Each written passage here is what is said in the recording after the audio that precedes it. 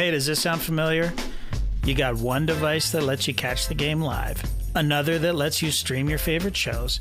You're watching sports highlights on your phone, and you've got your neighbor's best friends log in for the good stuff. Well, I want to tell you about a simple way to get all that entertainment you love without the hassle, and a great way to finally get your TV together.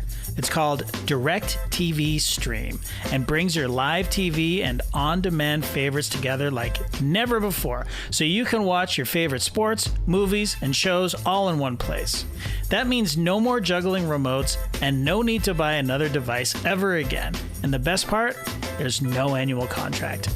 So get rid of the clutter and the confusion and get your TV together with DirecTV Stream. You can learn more at directtv.com. That's directtv.com. Compatible device required. Content varies by package. Have you ever visited a flea market? You ever visited a truck stop? Did you ever have a job as a waiter? Have you noticed how many successful restaurants are theme-based these days? Do you have a pet? Do you have a sweet tooth? Do you believe in the power of a curse? Have you had your hearing tested lately? Planning a trip soon? Can you remember the tallest man you've ever seen? Do you love to go a-wandering beneath the clear blue sky?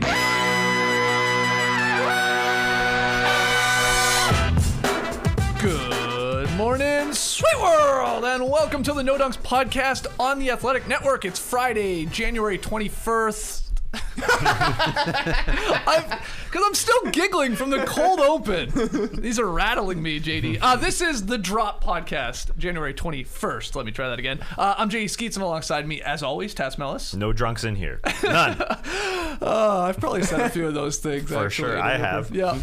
We got our Top Shot Hot Boy, Trey Kirby. Ayo. Hey, Yo. The international man of mystery, taking it to the max, Lee Ellis. Friends.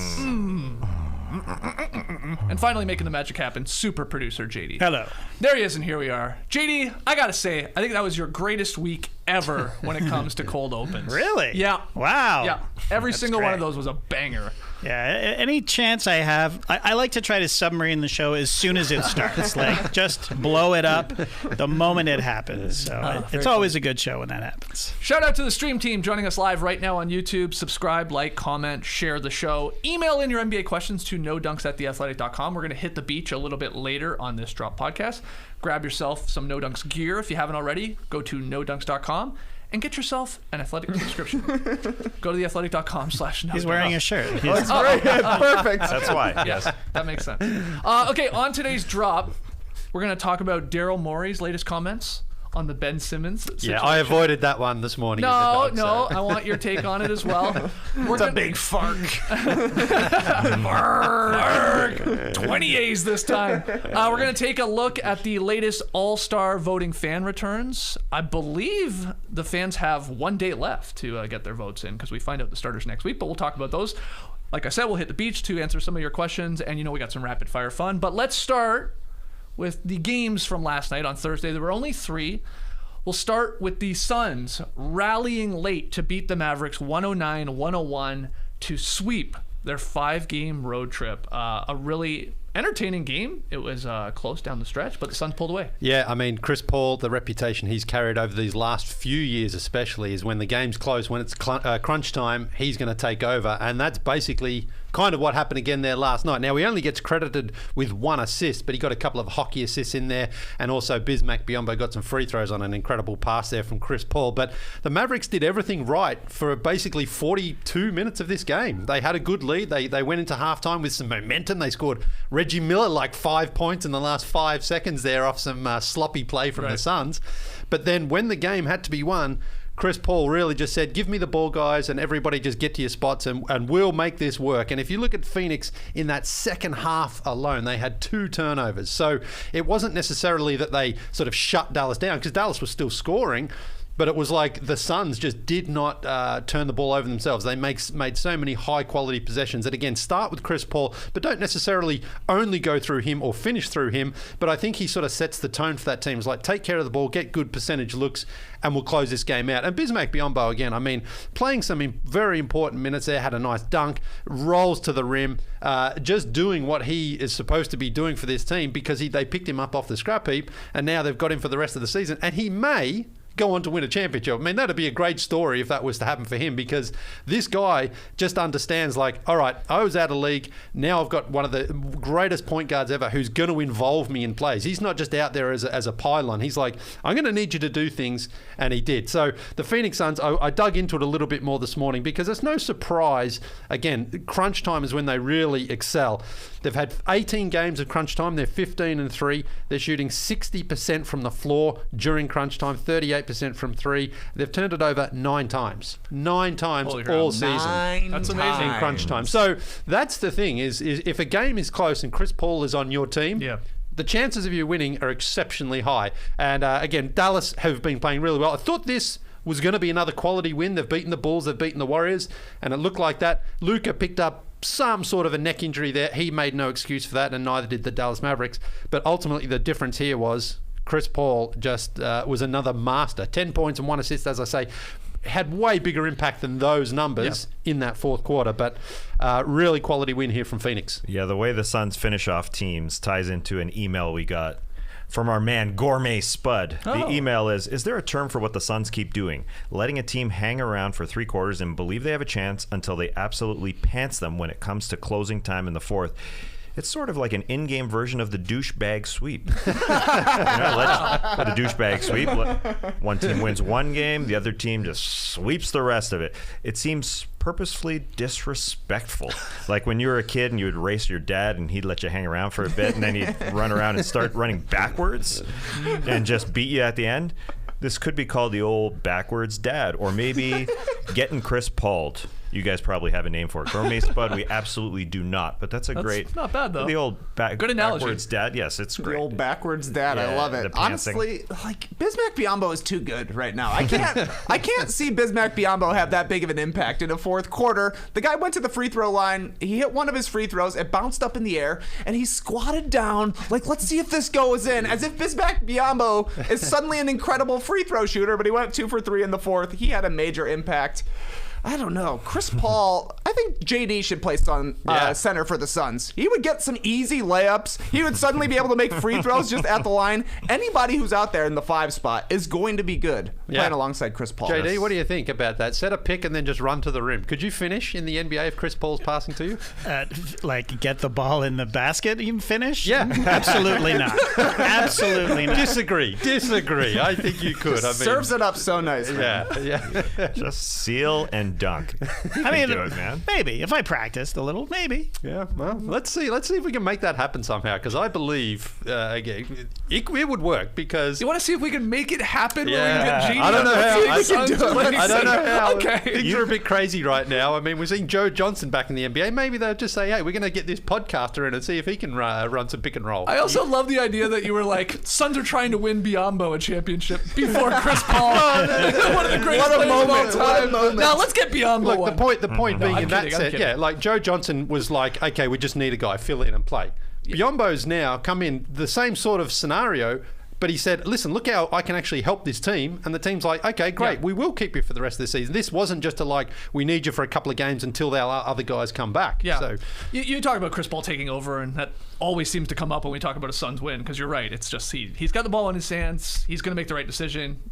Every shot he takes feels like it's going in, or he sets guys up. But I wanted to give a little bit of shine to some other Suns players last night. I thought Mikal Bridges turned this game a little bit with his defense. He got super active there for a couple minutes. Felt like he was deflecting every second ball, and that helped, get some stops for Phoenix. Crowder had that little stretch where he hit a couple threes. It got the Suns right back in the game. And then Cam Payne, off of the bench, 4 of 10 shooting, okay, not amazing, but in 20 minutes, again, a little spark plug in terms of like timely buckets, getting into it with the Dallas Mavericks, just like sort of firing up the team a little bit. Some irrational confidence. That's rational, actually. Yeah. He's good at it. Yeah. He did turn it around in that third quarter. It was big. And those so big all minutes. of those guys obviously contributing to whoever's playing center for the Suns, be it McGee starting or Biyombo, closing, and then, Booker and Chris Paul as your star guys there. This team is awesome. I'm sort of shocked that they're not the title favorites. I just what you've seen now at the halfway point of the season, they don't even have 10 losses yet. I just don't get it. But the Warriors have guys that are on maybe another level in Curry, and then of course, obviously there's LeBron always in the mix, and then what's happening in the East. But it seems disrespectful that they're not at this point. Yeah, I mean, I guess the money is just not on them right now. But you have to love everything you're seeing from them because Devin Booker, you were talking earlier in the week, he was on an absolute tear. Last night he didn't have one of those super standout performances, but he didn't need to because everyone else was contributing, and it just feels like Bridges is going to give it to you one night, and then it's going to be Crowder as well. And then, whoever else is on that team is going to contribute. This was without DeAndre Ayton too last night. Yeah. So, they don't need him. They got Bismack. But I mean, what a embarrassment of riches they have. If, you can have DeAndre Ayton, who seems to have been out a lot lately with injury and protocol and stuff, and it's like they haven't really missed him. That's no disrespect to Ayton. It just shows just how good this team is. Yeah. I keep thinking about during the preseason, remember they didn't give Ayton the big extension, and we're all like, how are you not maxing this guy? Is this hurting his chances at getting a max from the Suns, where literally anybody who plays center is doing DeAndre Ayton stuff out there? I mean, Ayton's obviously a lot better than Bismack Biyombo or JaVale McGee or Frank Kaminsky when he's out there, but do you want to spend that much of your salary cap on a guy when you can get replacement level stuff off the scrap heap? I don't know. I mean, it's interesting point because it was, to me, a no-brainer coming in because he was playing so well. But you bring up an interesting point there. I mean, what's more important to that team? Is it their backcourt, especially Chris Paul, or is it do you want to invest in their future? I think he's going to get very close to the max anyway, just because he'll get it from someone. Either way. But this is certainly at least a conversation to be had there. And I guess they wanted to give him the 4-year max, but not the 5th year. Right. And somebody's going to give him a 4-year max no matter what. And the Suns will say, oh yeah, we'll match that, most likely. On Mikal Bridges, just wanted to make this one note. He's going to be in the 5x5 club, I think, at some point because he just accumulates the stats. So points, rebounds, assists, steals, and blocks. I mean, I am being a little premature because he's never got close to 5 blocks. Yeah, blocks will be tough. But that's why it usually goes to a big man. But last night he had 12 points, 8 rebounds, 6 assists, 4 steals, 0 blocks. The most blocks he's ever had is 3. And maybe he plays too good at defense to get in the block category as well because he's just always in front of guys. He doesn't have to recover as much, but maybe he gets one from behind. And maybe his teammates are too good at defense because they're always in front of guys, so he can't get the block. But that's why, it goes to big guys. The last guys... It's a weird list. The last guy to do it, if you guys remember, Nurkic, and go in reverse chronological order: Anthony Davis, Draymond Green, Batum, and Kirilenko, who is this doesn't happen very often. Now that I look at this, 2006. Kirilenko, who is like a Mikal Bridges prototype, and then Marcus Camby and Jamal Tinsley. That's the weirdest one. The tiniest man, to get 5 blocks. That's always a fun question. I feel like it comes up on our show every couple of months. Who's going to get the next 5x5? I know Mobley is a popular pick. That's a good one. As a rook there. No doubt. I guess even Scotty Barnes, the way those two guys play and accumulate the defensive stats. My only final thought on this game is I said the Suns swept their 5-game road trip here. They're 18-4 on the road. I mean, again, just incredible team. And it seems like they relish. Like, you saw Crowder last night. He hit, I think it was the second 3 there in a row. And this was a game when nobody could hit a 3 there for a stretch. I mean, both teams shot under 30%. And he's like, turning to the crowd, and he's like doing okay, everybody relax. We're going to win this game. We're going to come back. I don't know. They just got the great vibes to this team, especially when they're on the road. And they feel like they can beat anybody, and they've proven it so far this year. Yeah, and Monty Williams sort of said that during the what was it, third quarter time. He's like, you just got to stay in the game and give the ball to Chris Paul, because he actually clunked 2 threes just before crunch time, so he didn't affect his numbers there. He was like, hang on, it's not 5 minutes to go yet, so I'm going to wait, and then I'm going to actually just rip the heart out. By the way, what about the overturned call there at the end from Devin Booker, that incredible block? Because in real time, it looked like there's no way they're going to call that, or they're going to overturn that. But the replay was, and a really good job by the referees there, because the replay, he cleanly got the ball, and it was Finney Smith who kind of whacked him out of the way. So that's one of those instances where the challenge really did work, and the right call was made. And he called for it right away. So did Chris Paul, yeah. And Williams talked about that. He says, you can't trust your players because they always think they didn't foul. But in that moment, that was a huge play of the game, and then Chris Paul came down and hit a 3 after that. Very, very close. I got some weird Chris Paul trivia for you. I already asked Trey before you guys got into the Classic Factory here, so he can sit this one out. But can you name the 3 nicknames for Chris Paul on Basketball Reference? CP3. Correct. Second one's very obvious too. CP. No. No. Mr. Fourth Quarter. No, come on. I don't remember this. He's think of him looking at point guard. Yes, thank you. Okay, now the third one, which I stumped Trey with because it's the dumbest nickname I've ever heard. I don't even know how it's on Basketball Reference's page. CP3O. No, it's the skate instructor. Okay. That's brutal. I get it. Please, I get it. Yeah, I get it too, but I'm fine. saying it's good. And then, how many three-pointers attempts per game do you think Chris Paul is taking this year? I just thought this was interesting. 4.5. 3. It's like he's actually shooting the worst from distance he has since his rookie year. Wow. He only hits 1 a game. Yeah, just 3 attempts per game. It's just wild. Because you remember, when he played for the Rockets, I know the mandate was to shoot a bunch of threes. He averaged 6.5 3-point attempts per game, but he only shoots 3. Yeah. He just gets to a spot. The good thing about the Suns, just back to them on the road, is that the Warriors are the best home team in the association.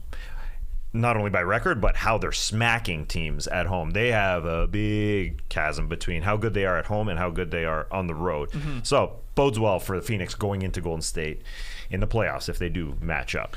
Well, the Warriors were not that great at home last night. No. As the very undermanned Pacers stunned Curry and the Dubs there, 121-117 in overtime. Let's talk about Indiana, Trey. Let's talk about the Pacers. Does anybody know who played for the Pacers last night? Duarte did. It's hard to figure out, man. No Turner, no Sabonis, no Brogdon, no LeVert. Maybe that's the key for the Pacers because they have back-to-back road wins for the first time all season thanks to 27 from Chris Duarte and 7 Pacers in total. Finishing in double figures. This was a weird game, and it started with way too much yellow, if you ask me. It was like the Pacers were disappearing anytime they went into the lane because the Warriors have a yellow cord. Obviously, they're wearing their blue and yellow. That was just too much. In the second quarter, Stan Van Gundy said, plain chips with a canned French onion dip? That's what you want. Second quarter. Yeah. That's too early to be talking snacks, Stan. Steve Kerr, he usually fouls up 3. 6 seconds left. Pacers ball, doesn't foul up 3. Yeah. Justin Holiday, game-tying 3. How about the Warriors? Our great 3-point shooting team. Had a ton of chances to tie this one in overtime, down 3, but somehow the ball just kept going to Juan Toscano-Anderson, who did hit a big shot earlier in the game, but eventually it did get to Steph. He ended up missing just like all the rest of the Warriors did. Just weird stuff all around in Golden State. I'm thinking, though, the Warriors really need Draymond back because Steph was great last night, but he really needs some help. And I think they go hand in hand there, right? Draymond makes things easier for everybody else because teams are going to do whatever they can to take Curry out of the game. Didn't really work for the Pacers last night, but Draymond's such a good passer that he makes things so easy. And then obviously defensively, he's going to bring it as well. You need more, though, from Wiggins and Poole. They really have to step up when Draymond's out. Somebody that can just do something on their own because Curry's the only guy right now. Klay's still working his way back into things. Finished 0 for 7 from 3 last night. He's just trying to get up as many shots as he can right now, trying to make up for 2 years of time, get his rhythm back. But Warriors have hit a rough patch here, basically since the quarter mark of the season when we're like, this has been one of the teams of the first quarter of the season. Curry was running away with MVP, and I don't think that's the case anymore. So a little bit of malaise for the Warriors, and I think it all stems from Draymond not being around. Yeah, what do you think of the game? Well, I think Draymond is going to have a huge impact on Klay when he comes back. And Klay gets kind of, an unlimited time here to find his rhythm again because he's missed so much time. And 0 for 7, as Trey mentions there, I just think Draymond out there passing him, getting him into his spots is going to really have an impact. But I also think the Warriors probably looked at the other team and just thought, okay, we're gonna absolutely punk these guys, because after a big win against the Lakers, and they rested all of their recognizable stars there. Gogo Batasi was out there getting buckets early on before he got ejected. But yeah, this was just a night where the Pacers, just everyone seemed to hit threes too for them. Kiefer Sykes, Dorte, Justin Holiday, everyone was just hitting threes, and they just kind of got hot. They were down in overtime, and then they kept fighting back. And so just a good, tough, but a shocking win here for the Indiana Pacers. A good couple of days for them. Anything to add? Is there any relation between Chris Dorte and Lou Dort? I didn't know he was a Dort. I thought you were adding like the wintertime vibe to it. It looks like a Duarte, but I think they pronounce it Dorte. Why would they do that? Well, He's from the Dominican. Hearing. Yeah, that's what I've been hearing. That's because they can't say it properly. The Warriors. I'm surprised Steph isn't sitting a little bit more. He's playing back-to-back there, or he'll be playing back-to-back tonight, I should say, on a 44-minute night last night. Just the way he's playing, you'd think he would sit, but Draymond is a big key for that team. And the Pacers, the 3 weeks until this team looks a lot different, I assume. Domantas Sabonis, hopefully that ankle injury isn't too bad, because you assume they want to deal him. I don't think that this is just a smokescreen. I think they do want to blow this thing up. But yeah, there's a lot of odd things happening in the NBA right now. A lot of weird losses. And so, the Warriors, I think, definitely thought, we're going to run over this team. You've got even coaches like Dwayne Casey saying, these are the dog days of the NBA. I don't really remember coaches saying that. And you've got a former coach in Stan Van Gundy talking about chips and dip in the second quarter. He's on Twitter talking about fries and the best fast food fries all the time. It's January 20th. I'm pretty positive that he's been talking about it since Christmas, because since Christmas when he got together with his family, he keeps putting down Christmas fries. No, it was just a conversation that came up. It was a Christmas Day conversation with his family. I love fries. We should do that. Yeah, well, we should. Christmas fries. We can have them right here on the ping pong table. We can sample, because what he's saying is over and over, he keeps putting down his family that puts forth the wrong fries, according to Stan. He said steak and shake by a mile are the best fries. Steak and shake. Wow, he likes a skinny fry. Nice. I don't think I've ever had a steak and shake. I'm trying to. I love the chip. The chip and French onion dip comment. Just keep it damn simple. Regular chip to specify, and French onion dip. That's a good combo, Stan. I was excited to see, as at least the biggest Chris Duarte fan here in the Classic Factory, for him to have a big game on national television against a player that he has gotten some comparisons to in Klay Thompson before. And 10 of 16 shooting for him, only 2 of 3 from distance, didn't take a whole bunch of them, but that's a great percentage, of course, perfect at the line. And, a positive out there. Most of the Pacers starters were last night, despite missing all their big names. But I thought he was just awesome. Yeah. He is a building piece for sure for this Indiana team once they move some of these other guys, in theory, at the trade deadline.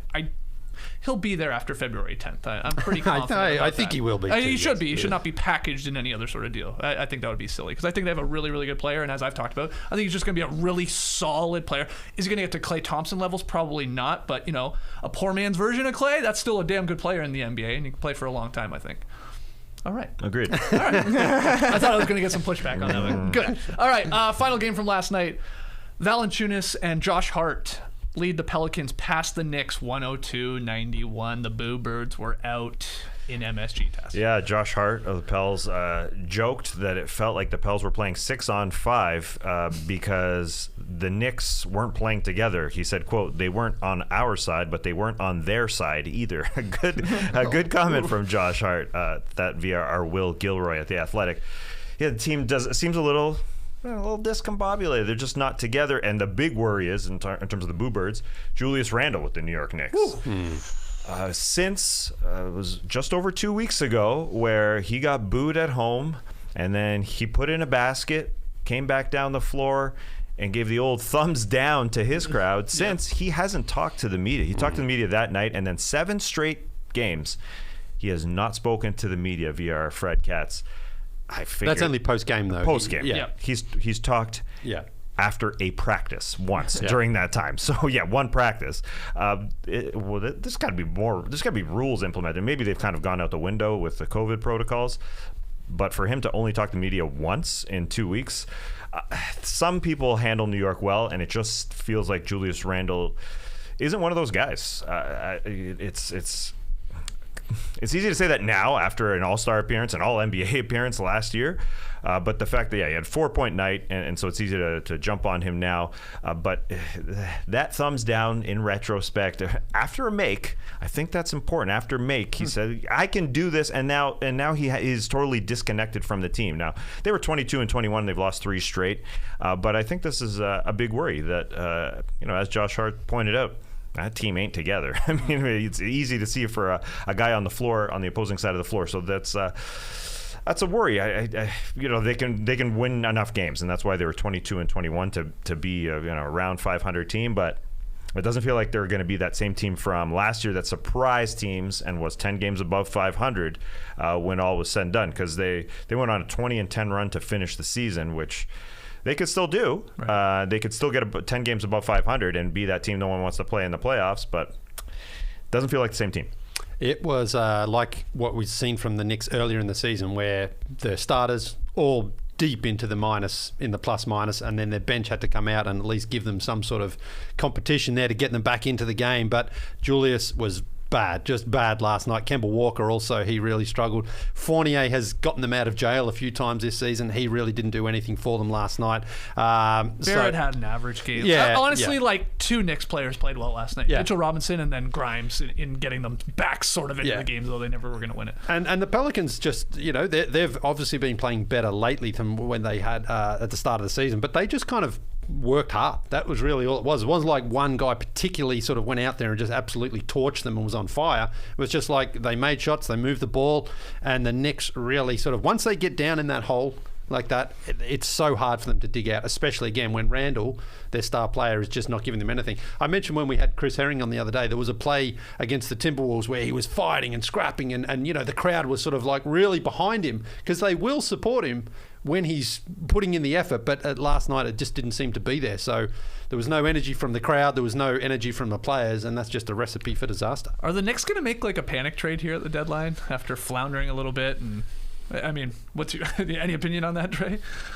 I would have to think they're going to do something, right? Like, they've had the same problems for the entire year, and it kind of honestly stretches back to last year. It's just Julius Randle was on fire last year. Remember how many times we said during the season, he's going to stop missing these jumpers. At some point, he's taking impossible jumpers. He's taking Kobe shots every single time down. This season, he's missing them, and the Knicks are an average team. So if he's not playing at an all-NBA level, and Derrick Rose is still out, they just don't really have the guys to be able to do it right now. And obviously Tibbs hasn't found that balance between the bench and the starters. So I don't know. It just feels like there are moves to be made.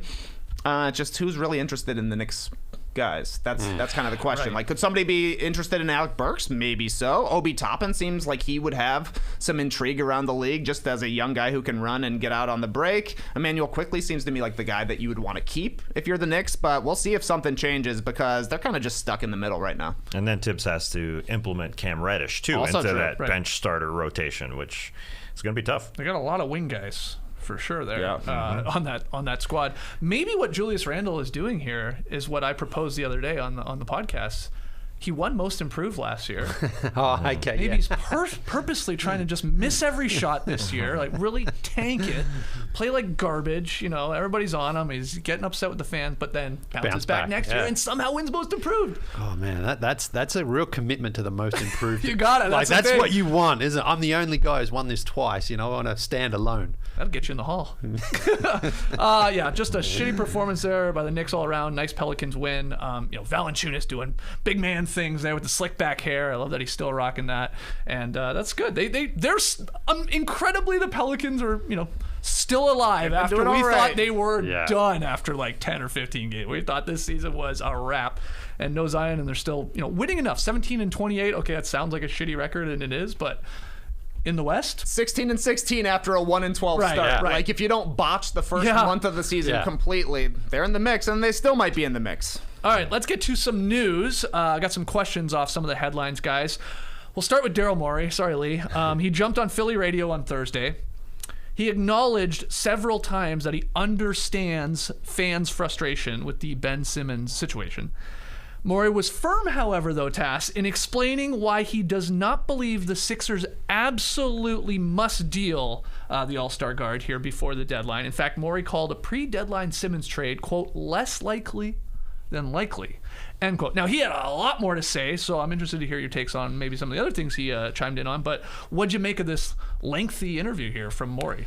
Well, yeah, Daryl definitely didn't have to come on the radio. So why is he on the radio? What is he doing? Is he trying to lower the expectations of Philly fans? Or is he also trying to temper the expectations that a deal gets dealt? Right. I think he played both sides.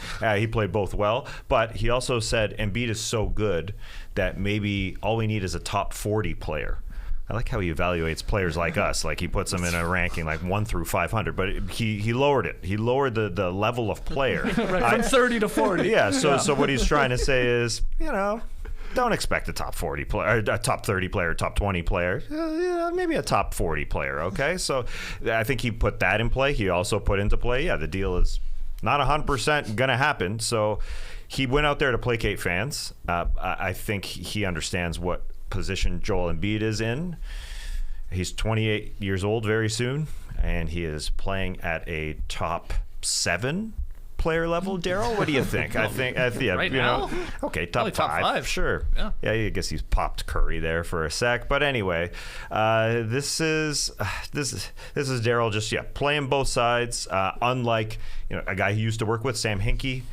In Philadelphia, Sam Hinkie never talked to the media. Daryl comes out there and has this conversation with the fans, essentially, to say, we're trying to make something happen, relax. And maybe the top 40 player mark there is the baseline, and I think Jeremy Grant could be the guy who fills in. I know Jeremy Grant is not a marquee name, but these rumored packages that are going on Twitter, which I hate right now the last few days, it's like these deals that are kind of tossed out there, and then the Pistons being one of them with the Sixers, and then the reporter also saying, but the Sixers hate this deal.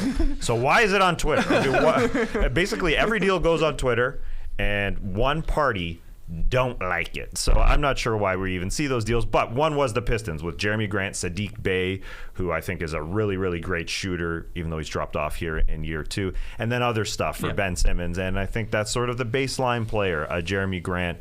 If the Sixers want to capitalize on Joel Embiid right here, right now, instead of waiting until next year or the offseason. The fascinating part from the Morey interview was he did address one team by name, and that was the Sacramento Kings. He can't under the CBA rules and all that, he can't talk about players when it comes to trading, but he can talk about teams, and he addressed the Kings like he's like, we could have any of the Kings we want anytime if we wanted them, don't worry, but we're trying to get good players. It's kind of what it sounded like to me, even to the point where he was like, trading one guy for a bunch of good guys doesn't raise our title chances enough, which is something we've been debating a lot here, but I thought it was hilarious that he settled for between 30 and 40, because when I broke down the list of trade candidates when it was 30 players, I couldn't get it to 30. It was 39, so I'm sure that's the exact number. He's using your list. He has the perfect 39-player list ready for it, but to me, this makes it seem more likely that the trade is going to happen, because we got all that news from Sam Amick saying all insiders agree something is going to happen, which makes you think, okay, the price is coming down a little bit. This, to me, is Daryl Morey trying to raise the price a little bit. Right. Raise the price, and maybe, like Tass said, temper expectations for the Philly fan base of like, we might be doing this deal, and it may not blow your socks off. But then again, Tass is right. He also talked out the other side of his mouth saying, no, we may just do nothing. Well, and they're 26-18. They've got 6 of their next 7 games at home. They're only 2.5 out of first place in the Eastern Conference. And Embiid is like in the MVP. Where is he in the basketball? Oh, he's at the team. Yeah, like he's top 4 or 5 right now. Yeah. So he's not in that position where it's like the season's drifting away. You've got to make this move. Instead, it's more like, while we're playing like this, I actually hold a little bit more leverage here, because he's basically saying, I know the Kings deal's there anytime I want. I just call them up and boom, we got that deal. Right. So there's no way I'm taking that until I know what else is out there. I mean, it's kind of hilarious. But that's the thing. If they can string together another 4 or 5 wins here, and they've got some very winnable games on their schedule. They could find themselves top 2, top 3 in the Eastern Conference without him. And as the deadline's closing, and he's like, well, I don't need to make a panic deal right now. Oh, but the counter to that is, and he talked about it a little bit, like the way Embiid is playing, he's actually increasing their chances to win a title. Yeah. In an open East, in an open league where he is an MVP guy. Doesn't that make you go, we literally have an all-star guard. I know he's got a lot of warts on him, Ben Simmons, but like he's not playing, and we could get players to help Embiid and actually win this championship. Right. But then he's saying, I don't want to do just a deal for doing a deal to get players in. That only increases our chances by 1%. He's all about the numbers, Morey is, and then actually hurt our chances long-term because of what we can do. Yeah. And I get that. I literally said that the other day. This is between the rock and the hard place here with whether they just take any sort of deal for Ben Simmons and really go into Embiid and his chances to win title, or do you like slow play it here and just like, oh my God, we're going to waste a year, possibly waste a year of Embiid. Well, if he doesn't make a deal, he still then has an all-star, all-defensive player of the year guard on his roster. Now, whether or not Simmons says, all right, I'm going to play, once that deadline passes, he can't be moved anyway. So maybe then Simmons is like, all right, well, I may as well just come back. He maybe not. I know you don't think he will at all. No. But my point is... Ben Simmons is not playing But my for point is, like, once that deadline passes, then Daryl Morey has... Right. that guard that you're talking about. So they're going to force this guy to play. I love it. Well, I mean he said it right. He said, I still think Ben Simmons is the perfect player to put next to him. Oh, yeah, like, because he even talked about, like, we need, like, more playmaking. Yep. We need more rebounding. I agree. You had a nice combo. Yeah. Agree. So it's just an interesting scenario there that, like, if Simmons wants to sit out the entire season and waste he's already missed one season. Remember his rookie season, he was out the entire one. If he just doesn't want to play for another season, then that's also going to affect him. So I've never seen a situation this weird, but I think that Daryl Morey, and he's reiterated time and time again, he will not be sort of bullied into a move or cornered into making a move. He's only going to make the move that he thinks is the absolute right one for the Sixers. Yeah, I wonder if he goes on air and he says, hey, that Sacramento deal is available. Ben Simmons hears that. It's like, oh, God. I don't want to go there. No, thank you. I'll play basketball. I'll play basketball right here, right now. But I think a couple things happen if he doesn't trade Ben Simmons. I think Ben Simmons' trade value gets even lower, sitting out an entire season. And Joel Embiid gets a little more pissed. I think that... all of the Sixers would, I think. Yeah, I think they're like we're actually playing pretty well without this guy. So, we're showing that we can do it. Now, will they win a champion? Could he be the difference? Maybe. But it's not like the team is just like, all right, it's time to hit that panic button. We need something in here. They're playing well. And it's giving opportunities to other guys who are like, no one feels sorry for anyone else on the sideline. No one's like, I'm just filling in. I'm keeping your seat warm until Ben Simmons comes back. These other guys are like, I'm taking this opportunity to show that I can play. Yeah. The thing is with Joel Embiid, so much responsibility on his shoulders. And another year where they go into the playoffs, whether they finish top 4, they could be. They are a really good team, and he's been there for a long time, and they've done right by him. They've signed him to the contract, but he's been there this will be his 8th season, and going into year 9, when they don't execute a deal for their second best player, that's just got to wear on the guy a little bit. I mean, he may look around the league and look around the landscape and say, Maybe I want to try something new. It ain't working here. So I think the pressure is on Daryl to make a deal. I mean, I guess you would hope that Embiid and Morey are in lockstep. So Morey goes to Embiid and says, hey, should we trade Ben Simmons for Buddy Hield and Harrison Barnes? How do you feel about that? Do you think that, really increases our chances to go win a title? And he's going to get his input. And maybe Embiid's like, no. Yep. Like maybe it doesn't. And like, let's wait. Like maybe he's thinking, let's wait for a Beal-like player or a Lillard-like player or stuff like that. No, I don't think that's the right decision.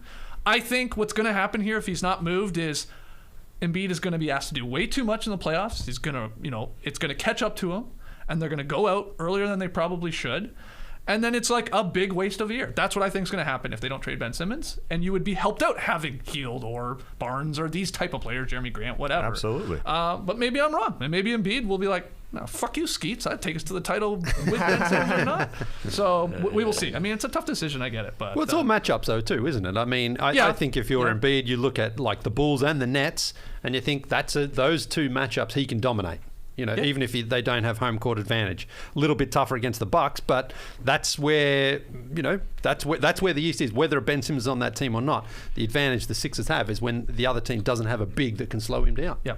All right, some other news. Man, we got to get to this. Lonzo Ball to undergo arthroscopic surgery on his left knee is expected to return in 6 to 8 weeks. I think we slipped it in yesterday's show because it was sounding like that's what he was going to do. That's official, Trey. I guess my question is sort of what impact does Lonzo's injury maybe have on the Bulls at the deadline? Do you think this encourages them to do something, or will they stand pat? Yeah, the news yesterday was that Lonzo was going to maybe try and play through this or have the surgery. Smart move to have the surgery and get right in time for playoff time, because this could have a little bit of an impact on the Bulls' trade deadline plans, but I don't think so. Not that much, just because they have a ton of depth on the perimeter with the way Kobe White has been playing, the way Ayo Dosunmu's been playing, and obviously Caruso coming back. Levine will be back eventually as well. They've got a lot of guys who should be returning to handle the ball. So, maybe there would be a little bit of hesitancy to trade Kobe White since he's been playing so well. He's been lights out, basically, in January, shooting over 50%, 40% from three. Lots of patience in the pick and roll. He's really seized the opportunity while Lonzo and Caruso have been missing some time. That being said, I think if there was still a good deal out there that involved Kobe White, I think Karnisovas is probably saying yes to that, right? Like, at the very least, Kobe has kind of raised his trade value, or to the point where it's now like either we keep him, we got a solid player, or there's somebody that people are more interested in regardless. The place where the Bulls need help is big guys. Strong guys, and I think that they're already going to be doing well with that. They're already going to be adding at the trade deadline when Levine comes back, when Javonte Green, Derrick Jones Jr., when those guys return, the defense will get better and they'll actually have some bulk out there. So that to me is kind of the plan. Maybe you find this next fella we're going to be talking about here comes and joins the Bulls as well. Shout out to Paul Millsap. There's going to be some random buyout guy out there that the Bulls are really going to be interested in, I think. Yeah, this season has worked out really well in that Kobe White has come in and played awesome. He's played good on both sides of on the floor, and when everybody's healthy, he's just not going to get a lot of minutes, especially with Ayo Dosunmu playing the way he is. Yeah, to throw out DeMar and obviously Levine, and then Caruso and Ball and Dosunmu, who's cheaper, obviously. Where is Kobe White going to find that time? So I think it's worked out pretty well. Yeah, they've got this surplus of guards. They need a big. It makes sense that they would make a deal in the next 3 weeks to try and correct that, because they have this heartbeat. They've got this feel that they can go somewhere in the playoffs, capitalize on it, I feel like. And I think Karnisovas is willing to take chances. He signed DeMar to that monster deal, and he seemed like he was bidding against himself, and hell yeah, it worked out. So why wouldn't he take another chance here? Kobe White has played really well. He's come into that culture and been a better defender than I ever thought he could be. So Kobe White, possibility to be moved. I mean, Patrick Williams, we've talked about, obviously injured, so he's not going to help a team immediately. But, he's still a young player that was a high draft pick that has shown flashes that he could be amazing. Maybe he gets moved. I read that the Bulls haven't been at full strength for a single game this season. Sort of blew my mind. Just like the way the overlapping of guys, because I even forgot Kobe White was out earlier in the season, and then we've had all these other guys. But anything to add to the Lonzo stuff? Oh, well, Lonzo's been really good in his minutes there. He's shooting 43% on 7.5 threes a game. I mean, that's the big question about him when he started. Like, can he develop a consistent shot? And that's a pretty nice shot for that guy there. So, yeah, he's been good defensively for them. He's slotted in really nicely. So if they can get him back for the playoffs healthy, that'll be really big for Chicago. All right, moving on here. According to our Shams. Man, I'm struggling today. Yeah. Paul Millsap and the Brooklyn Nets have agreed to find a trade destination for the 16-year vet where he'll get more opportunities, because Millsap is averaging career lows in points and rebounds, and he's only played in 2 of Brooklyn's last 17 games. Like, he's out of the rotation. I guess the question is, where is a good landing spot for Paul Millsap? Or does Paul Millsap have anything left in the tank? I mean, he's 36. Like, if someone's like, there's Paul Millsap, go get him. I mean, that's not a good sign for any team. I mean, he was a very smart, underrated defender in his prime years. We saw a lot of those here in Atlanta. But the fact is, he's a little slow and he's a little undersized, and that sort of catches up with you at this point. So I don't really see any team saying he's our missing link. I think the Nets is the team for him, because they need any sort of veteran experience, defensive help there that they've got. But him wanting a bigger role. I mean, which team out there is like that's what we're missing is this guy. I just don't really see it. So Well, Trey brought up the Bulls. Doubles. Yeah. Teams that are desperate for front court help, not somebody who needs a starter, but somebody who just needs to suck up some 10, minutes. 15 minutes. Denver, Minnesota. There we go. Yeah, those are options, I think. You like him on the Bulls? I do, yeah. Yeah. Sure, the Bulls have been starting Alfonso McKinney since every one of their power forwards is hurt right now. Don't rule out Patrick Williams coming back this season, though. That would be exciting. I don't know. He seems to me to be the kind of buyout guy that is going to be available, right? I don't know if this will necessarily be a buyout or if the Nets are going to try to trade him, but somebody's going to definitely take a chance on Paul Millsap just because he does have experience and he's been in the playoffs and you can convince yourself, he can hit a three. He hasn't shot the three well for the past couple of seasons, but he's done it in the past and he's been in the playoffs, so surely a team is going to sign him. Maybe it'll be the Lakers, right? Like if he's a buyout guy, maybe they're like, yeah, sure, we'll take it. Hey, how old are you? 36? Yeah, you're old. Okay. Yeah. You're an old man. 37 soon, old Paul. Oh, when's his birthday? Feb 10, I think. Feb The 8. deadline. Oh. Yeah, somewhere there. Yeah, Be right fun. on the deadline. Rated on birthday, his Paul. deadline. Happy birthday to Akeem Olajuwon today. yes, the dream. Yeah, that's exactly right. The Dream, that is his nickname. Hold on, let me check Basketball Reference. I think that's his nickname. Oh, no, it's the dance instructor. Final one here. After trailing Curry, Durant, and Giannis in the initial release of All-Star voting, LeBron James has soared past all to now lead the league in votes. Curry, LeBron, DeRozan, and KD continue to be the top vote getters at their respective position groups. If you're joining us here in the stream team, we are showing you the third fan returns.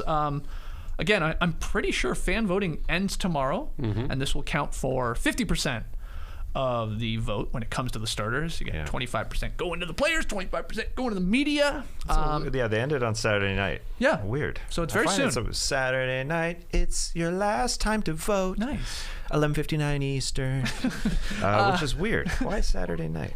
People aren't online. I don't know. Anyway, I'm just talking. Go ahead. Well, I guess just some other notes from these returns, which are basically, it's sort of the ending. I mean, right. I know yesterday was like the old double vote. You vote once, it counts twice. That seems to happen every day, though. Like something. It's like the day they release the returns. They're like, it's a double day. Get your votes in now. Because they want you to see the votes and for you to go, what? To be How is that guy so low? Okay, make your vote. It counts twice. The East backcourt is still up for grabs. Trae Young and Zach LaVine, they are separated by fewer than 160,000 votes. And then Harden is just behind LaVine, like 25,000 behind. So if there was maybe another week, maybe that changes, but it's probably going to be DeRozan and Trae Young as your East backcourt.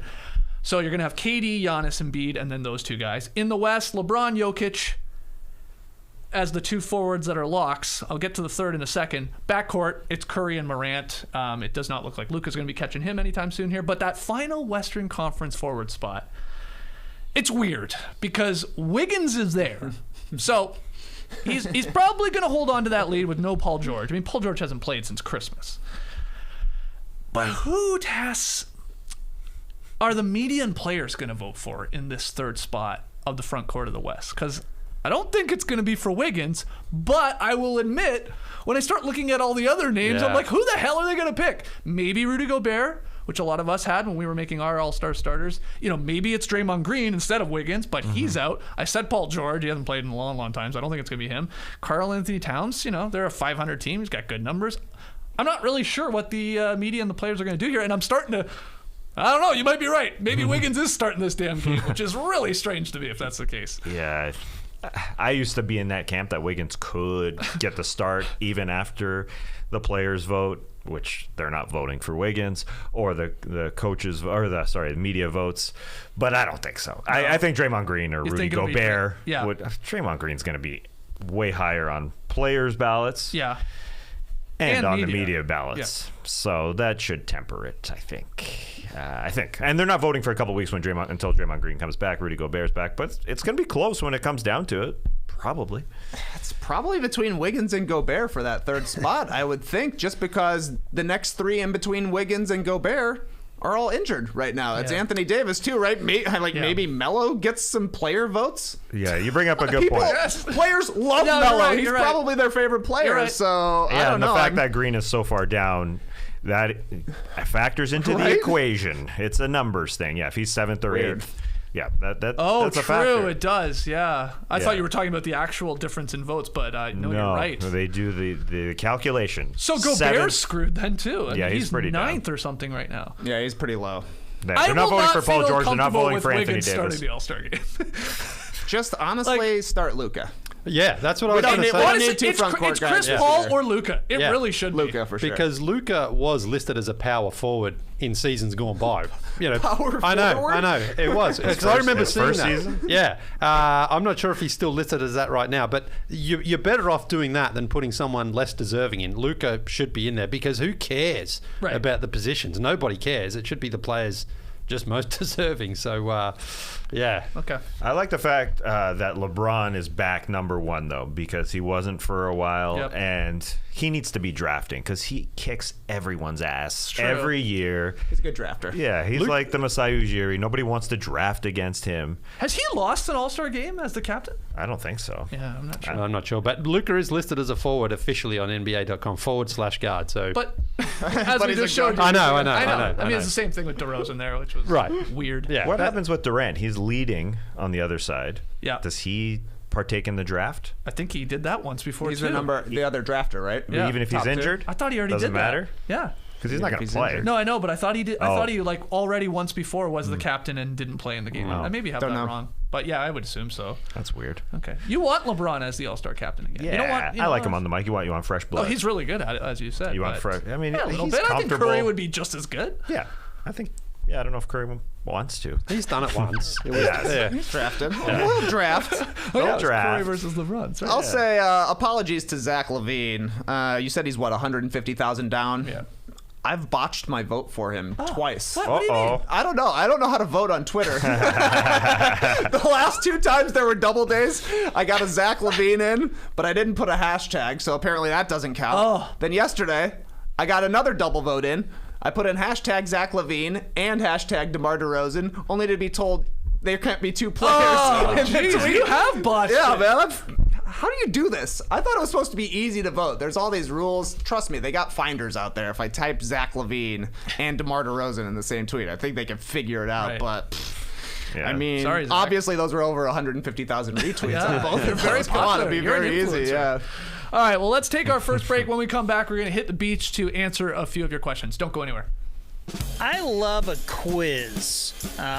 Anything where I get to answer personal questions to get immediate insights into my own personality. I've gotten to know so much about myself. Here's what I've learned. My Hogwarts house is Slytherin. No surprise there. My Coronation Street character is Dev Allahan. What? I was hoping for Roy Cropper, but oh well. And my mattress is the Helix Midnight Lux. That's right. I took the 2-minute quiz at helixsleep.com/nodunks, and that's the mattress for me. Just call me Goldilocks, because it's not too firm, not too soft. It's just right. And I sleep on my side and my back and my front. I flip around a lot. I'm like a sausage on the grill. And I still wake up refreshed. But that's just me. Everybody's unique, and Helix knows that. So they have different mattresses, models to choose from. They have soft, medium, and firm mattresses. Mattresses great for cooling you down if you sleep hot. Mattresses great for spinal alignment to prevent morning aches and pains. And even a Helix Plus mattress for plus-size sleepers. So if you're looking for a mattress, take the quiz, order the mattress you're matched to, and the mattress comes straight to your door, shipped for free. You'll never have to go to a mattress store again. They have a 10-year warranty, and you get to try it out for 100 nights, risk-free. They'll even pick it up for you if you don't love it, but you will. Helix even has financing options and flexible payment plans, so a great night's sleep is never far away. Helix is offering up to $200 off all mattress orders and 2 free pillows for our listeners and viewers at helixsleep.com/nodunks. There's an old saying, Tass. I'm sure you know this one. Browns at night, composters all right. Oh, yeah, I know that one. Greens in the morning, composters take warning. Uh-huh.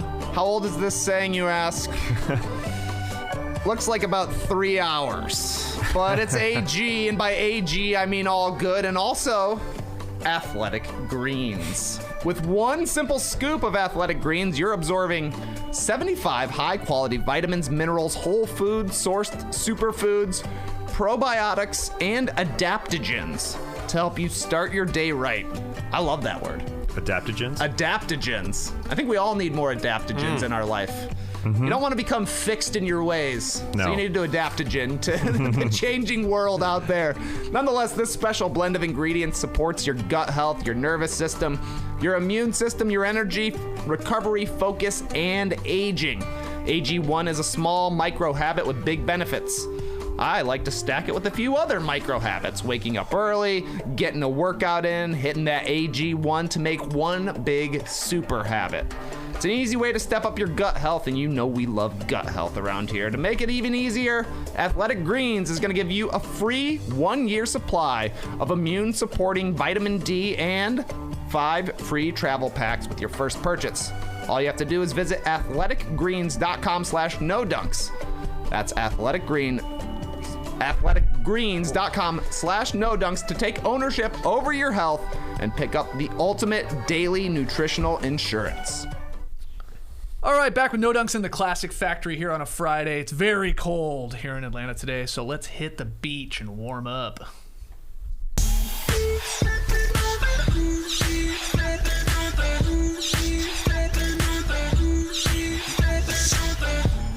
Yeah, a little beach stepping.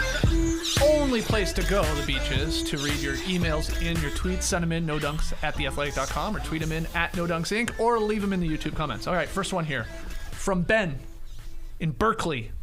Hey, basketball fans. I watched the Spurs-Thunder game to see who would win the battle of young stars between Shai Gilgeous-Alexander and Dejounte Murray. Shai struggled from the field. Dejounte had yet another triple-double. SGA might be at the top of the list of soon-to-breakout players, but Spicy Dejounte is right at the top with them. Who would you rather start a team with right now, Shai or Dejounte? Again, that's from Ben from Berkeley. What do you think? I got to go with Dejounte Murray. I have been on the spicy Dijon for a long time, and I'm stubborn, so I can't let it go. But I do think he impacts the games in more ways. He's more of a playmaker. Yes, he is. He is more of a shutdown defender. I've seen him down at the Fortress with my eyes at times shutting down Trae Young last season, and he does not get to the the headlines and the stories, although, it's starting to pick up with the sickos out there. But he's out there helping win basketball games with his 6'10" wingspan. His shot is coming along a little bit. He's shooting at an okay rate. I think he impacts the games in more ways than Shai Gilgeous-Alexander can. And that's, it sounds a little disrespectful to Shai, but I think Dejounte Murray, even though he's a little older, and you can expect, Shai to get a little bit, more well-rounded, I'm taking the mustard man. All right, I'm taking the mustard man over SGA. What about you, Trey? Oh, I'm a mustard fan as well, but I think I'm going with some SGA sauce on this one. That's a tough call, though. Yeah. I kind of agree that Dejounte Murray maybe could be like a super Mike Conley in his career, where he's like very good at everything, but also maybe a little bit more advanced as a number one guy than Conley was at his peak. That being said, I think SGA makes for a better number one offensive option than Dejounte Murray. We just haven't really seen SGA playing on a real team for quite some time. And I think you're seeing the benefits of having a solid franchise around you with Dejounte Murray. The guy keeps getting better and better every single year, and though the Spurs haven't really put together a winning season in a while, they're at least, a competitive professional team, whereas SGA, it's kind of like, here's all the shots you can handle for right now. Do everything you possibly can, and we'll figure out the basketball side of it eventually. Yeah, I think Gilgeous-Alexander is a better scorer of the ball, but I think Dejounte, I'm with Tass, I think Dejounte does a little bit more of the other things of the game. Neither of them are great three-point shooters. That could be the real separator here, especially for a modern-day point guard. If you can spread the floor and shoot them at a better rate than both of them shoot right now, that could separate them. But, Dejounte just seems to be a better rebounder, better distributor, better playmaker, better defender. But Gilgeous-Alexander is probably more likely to go for 50 than a Dejounte Murray. So very, very even. I'd be happy with either of those point guards, but just play in slightly different ways. And Trey talks about the development there. This is a classic Spurs, like guys sort of been under the radar, and then all of a sudden he's averaging almost a triple-double this season, which is, not quite what it means what it used to, but the fact that he is doing all that for San Antonio just shows how well they see their talent and then work on it. This is very difficult. Dejounte Murray is having by far a better season than Shai Gilgeous-Alexander this year, but my tiebreaker is SGA being 2 years younger than Dejounte. I mean, that's got to count for something here. So, and everything else you said, I agree with. The playmaking, I'm not as convinced that Dejounte Murray is like leaps and bounds better than SGA. Defense, yes, but SGA as a closer on a team and making the right play around with more talent around him would be really nice to see, and eventually, hopefully, we will. So I'll go SGA. Of course, the homer is going to take him, but it's a great question, and Murray, as we've talked about, is probably deserving of an all-star spot at this point with how great he's played. So yeah, and Dejounte Murray kind of flew under the radar too because he was injured for an entire year. So that ascendancy that we all, as basketball sickos, get excited for, seeing a young player, oh, here he comes, year one, year two, and then he's gone. He was gone for an entire season. Right. So yeah, SGA is 2 years younger, but Dejounte Murray's only played one fewer year because he hasn't played a lot, and he's grown like mad. So yeah, it's unfortunate Shai Gilgeous-Alexander is the number one option in OKC, and his percentages are paying for it this season because he's asking. Everyone's focusing on him and taking him away, and his percentages are bad. He's a better player than what he's shown this year, although he's scoring, and yeah, he can drop 50 tomorrow. Good question, Ben. Way to go, Ben. Way to go, Ben. A nice late addition. You're a legend, Ben. Next one. No dunking, fellas. For years, I have simply stood by, growing increasingly annoyed as I heard the infamous story that Michael Jordan got cut from his high school team. You're so mad, Aaron. What's up? This story has been used countless times after tryouts for all the kids that got cut. And I believe even JD referenced this story after his son didn't make the team. Ain't that right, JD? That is correct. The problem is the story is probably about 25% truth. All that happened was that Jordan's sophomore year, he didn't make the varsity team, but he did make the JV team. So basically a 15-year-old, 5'10" kid had to play JV for 1 year, and now it's a national proverb of hard work for kids across America. For some reason, the fact that some people think Jordan somehow just didn't make his high school basketball team at all is ludicrous, and I think this story needs to be retaught. There we go. Oh. Is there another NBA story you think is exaggerated or inflated? That's from Aaron.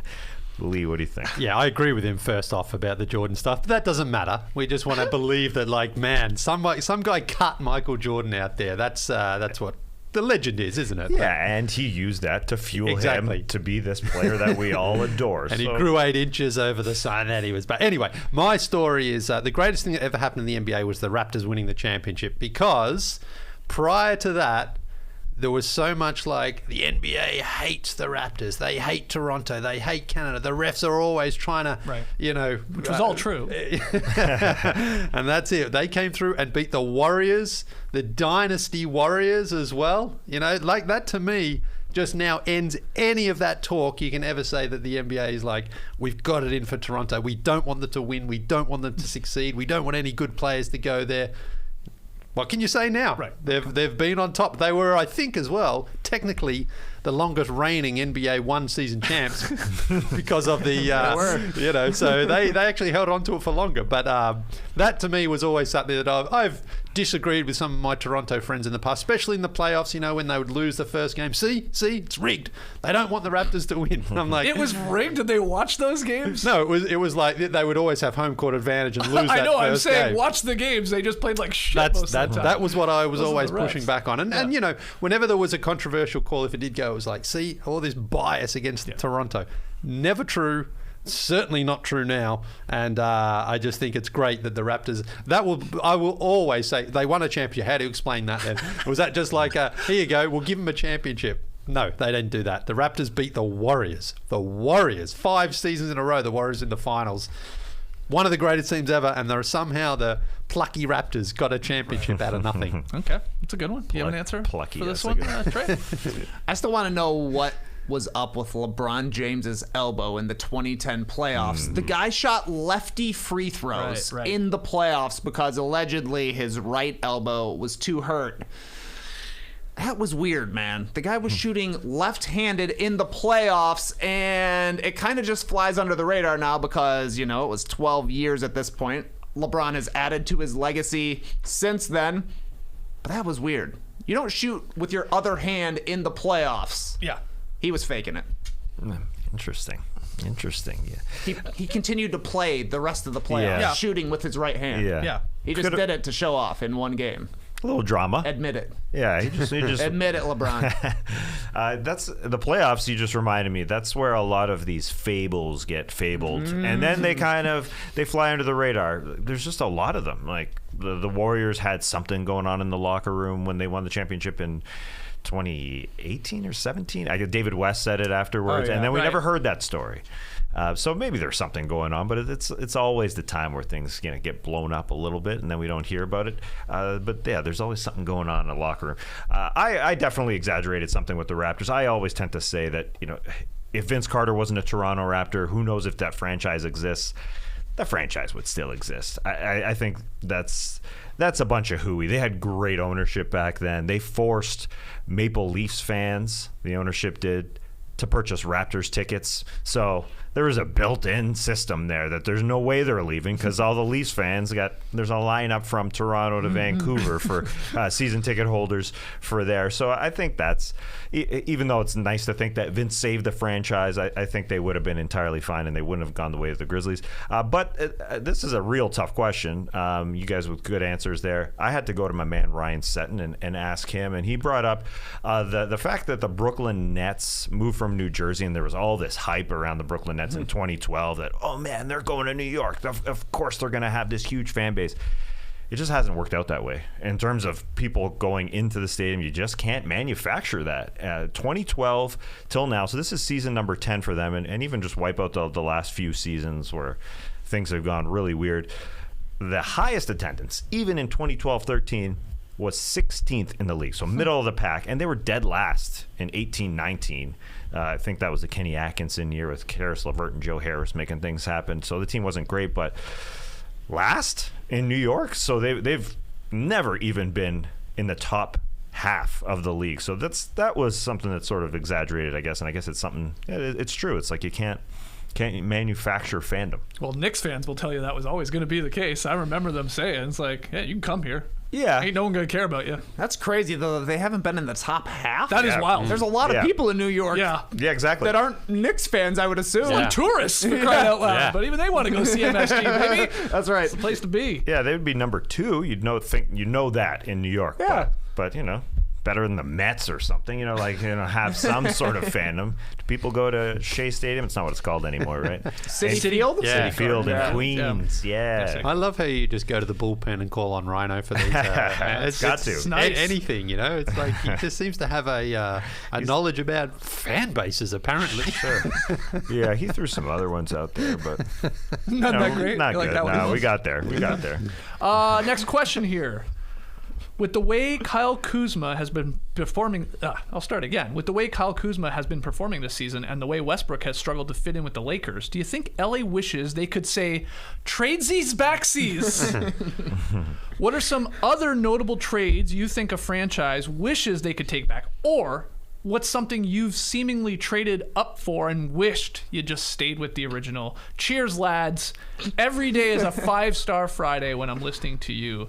That's from Tyron, I believe I'm saying that correctly. Lannister? Yeah. I think it's Trin, but I don't know. Trin? That think could so. be that too. Trin. Let's go Trin. Let's go with that. Tyron. Trying to say Trin. What do you got, Trey? Does that work if you call the other team and say tradesies backsies?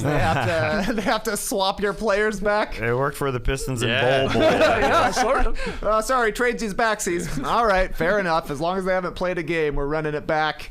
These aren't necessarily trades to take back, but a couple of decisions the Sixers could take back. What if they just take Jason Tatum instead of Markelle Fultz in 2017? Yeah. There's a huge one. That's a big one. How about the next summer? What if they re-sign Jimmy Butler instead of Tobias Harris? Yes. Then you're trading Ben Simmons for literally anybody because your team is the title favorites, and you're just happy to get players. Could have been that easy. Yeah. Oh, those are great. I guess Jimmy he was gone. Wasn't long Jimmy for to me Philly. seems gone unless you're like, you are our official number one guy, which wasn't going to happen. Nonetheless, they had Jimmy Butler there. Yeah. A perfect fit alongside Embiid. It was and kind seemingly of they love each other, right? Yes. Well, I think it was kind of probably Brett Brown or I'm going. You know, I think that's the thing, because Jimmy didn't really get along with Brett Brown. He's like, if Brett's staying, I'm going. And the Sixers were like, okay, we're keeping Brett for a season. Whoops. Yeah, yeah. You bring up some good the tradesy backsies of draftees. We talked about it yesterday. Tyrus Thomas, drafted by the Chicago Bulls. We're going way back. Decided to, they drafted LaMarcus Aldridge, trade him for Tyrus Thomas. Should have kept L.A. Yes. Yeah. Do you think the Grizzlies would still be around, though, if Vince Carter was on their team?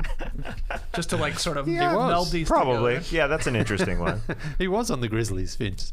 The Memphis Grizzlies. That's a good point, dude. Yeah, You made it there. when they were in Vancouver. Yeah. It would really put your, this theory to the test. Because the excitement, of course, was there with them. And I'm not disagreeing with you, like, just because Vince Carter was there is the only reason Toronto still has a franchise. I do think that's some hyperbole, but sure would have helped the chances of the team staying in Vancouver, I think.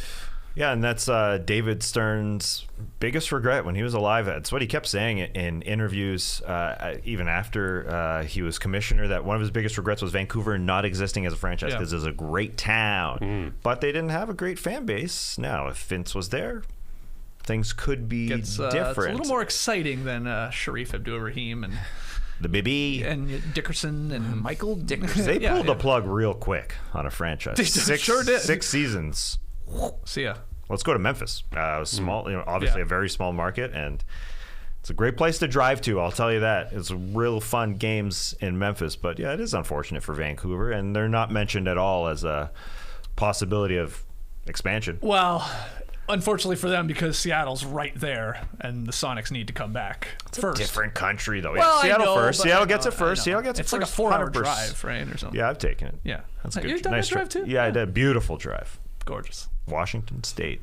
It's nice. Oh, got a speeding ticket there, too. Oh, Jesus. You got lead foot, don't you? You never know around those corners. Cops are just hanging out. I'll say Seattle, to me, is the worst place for driving in all of the United States. Like in the city? You mean? Yeah. Seattle has the worst drivers. Too slow. Like, I think you can look up stories online of police officers telling people they have to drive faster in Wow. Seattle. That's how bad they are. It's weird. It's a weird hilly city. Yeah. It's like you want to go slow because here comes this big hill. But it's also just a lot of older people, I think. They just don't want to drive Want to be out fast. west. Interesting. Playing it safe. All right, we got time for one more question. Why not? Yeah, let's do it up. Greetings, No Dunkers. I just wanted to say thank you for the pod and let you know how much the show has influenced my work. I'm a school counselor, and your pod's pacing and format have really influenced how I work with children in groups that address social skills and kids' emotional and mental health needs. You create a welcoming and familiar structure that provides serious discussion while also providing room for improv, humor, and vulnerability. I also admire your work ethic, and it really has been an inspiration to me since I started listening in the TBJ days. Thank you. Anyways, I don't really have a question, just a quick thank you, but I guess here's one. What current or former NBA player would make the best therapist and why? I think I'm going with Andre Iguodala. Thank you as always. That's from Pat in Detroit. So thank you, Pat. It's one of the nicest emails we've ever gotten. Yeah, It touched my heart hearing that. That was very nice. Thanks, Pat. I'll answer your question. Best therapist, NBA player. Iguodala, I really like. He's going to tell you how it is. I think he's going to take that sort of like, you know, what's the word I'm looking for? He's going to be honest with you. I think. Yeah. But just in terms of like someone that could really just, I think I could talk to. They would just listen to me. I think Malcolm Brogdon. His like demeanor, just he seems very kind. He seems very wise, and he again feels like he would be a good listener. He's got so that I think cadence in his voice. great too, I think. cadence. Yeah. So I'm going Brogdon. Yeah. I'm going Boban. I think it'd be great. I think Boban, you'd sit down and have a conversation with him, and you'd feel great afterwards. I He'd just have you laughing though, wouldn't you? Like, he's not one of those laugh out loud guys. He's a smile humor where you're just like, I feel good, I'm smiling, you know? Like Johnny Flynn kind of. Yeah, he's not. You're not like knee slapping with Boban. You're just like, I'm really enjoying this. 45 minutes to an hour. We're just talking. He would be eating goldfish the entire. He'd be sharing though. That's true. Definitely, probably universally renowned as the nicest NBA player. Exactly. Yeah. Boban. Yeah, but I don't. Yeah, he's on the short list. I think he'd also be honest with you though as well. I don't think he'd just be like, I'm just going to say nice things to you. I think he would help you see, where you need to work on things. Okay. Hey, it's your answer, man. Good. It's your therapist. Oh my God. I don't know what his hourly rate is, but who do you have, Trey? Dirk Nowitzki. Ooh. Great listener. Funny guy. He's been through the ups and downs too. He sucked when he came to America. He was terrible his rookie year. He had, he won MVP, immediately eliminated, had to go on a walkabout, came back and refocused himself, got better, and is a beloved teammate who can make everybody laugh. So I think he really honestly does everything, and he will give you full-on humor, not some of this bullshit smile humor. Nobody wants to laugh with just their lips, mate. It's a smile. It's like just that like good feeling, not the roller coaster. Yeah. Okay. Yeah. What about you, Tess? Dirk's a good one, yeah, because he almost wanted to leave North America and go back, and because that first couple of years didn't like it. For me, I don't need anybody to tell me anything. Just listen. So I'm going with Kawhi Leonard. Sit there, man. Just sit there and listen. Don't open your mouth. Just sit there. So. Did you see the clip going around recently of? Oh, it must have been at the last weekend's football games. Paul George is not like field side, I guess. They're in some sort of box on the field, and like they go to them and like they're trying, like it's a classic, like they're trying to get the crowd hyped up. I don't know if there's t-shirts involved or something like that. And so Paul George is like, he's getting into it, and there's a bunch of other people, and then the camera like pans out a little bit, and Kawhi is also there, but is just looking like not cheering. Seems a little confused. You see that clip? Yes, and I'm going to look for it again after the show and watch it again. But it was like when the when they announced the new arena, remember? And Kawhi was just like, this is the last place I want to be. Where do you think Kawhi would have to go for him to be like, just like edge of his seat, really getting into it? What event? I mean, that's a good question. Like, does Kawhi go, like, does he hit the dance floor?